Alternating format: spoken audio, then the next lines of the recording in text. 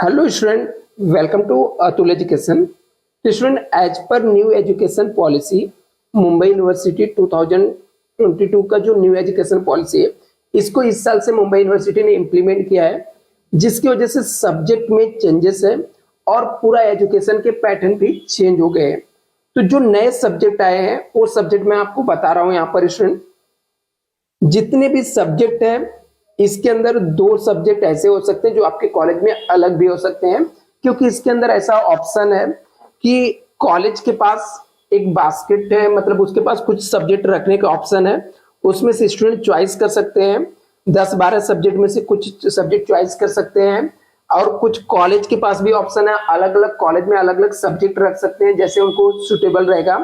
तो मैं आपको एक रब आप लोग ऐसा समझ सकते हो सब्जेक्ट बता रहा हूँ, ये आपके कॉलेज से एक बार कंफर्म करना जरूरी है कि आपके कॉलेज में ये दो सब्जेक्ट है या नहीं है।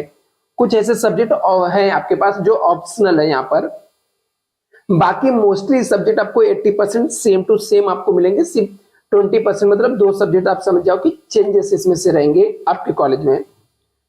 और यहाँ पर कंपोनेंट्स में मेजर का मतलब जो आपको कोर सब्जेक्ट से रिलेटेड, मतलब आप बीबीआई कर रहे हो तो बीबीआई से रिलेटेड दो आपके सब्जेक्ट रहेंगे ही रहेंगे, जिसमें से एक है principle and practice of banking insurance जिसका क्रेडिट पॉइंट 4 है, फंडामेंटल अकाउंटिंग जिसका क्रेडिट पॉइंट 2 है।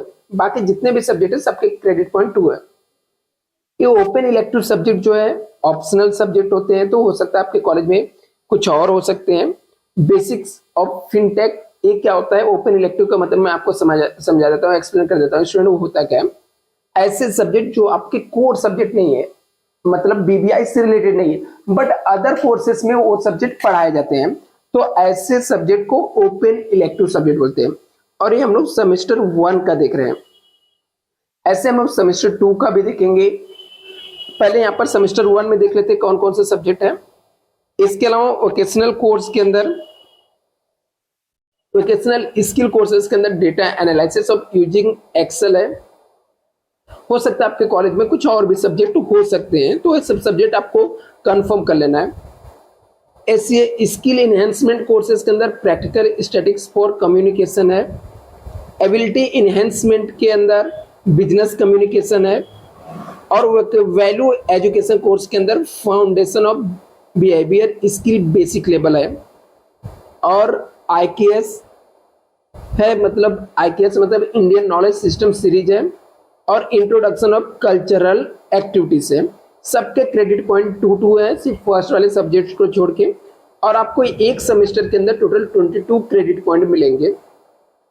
तो यहाँ पर स्टूडेंट आई थिंक आपको एक क्लियर हो गया रहेगा। आपके सब्जेक्ट की लिस्ट है, नाम है, आप चाहिए इसकी स्क्रीनशॉट ले सकते हो।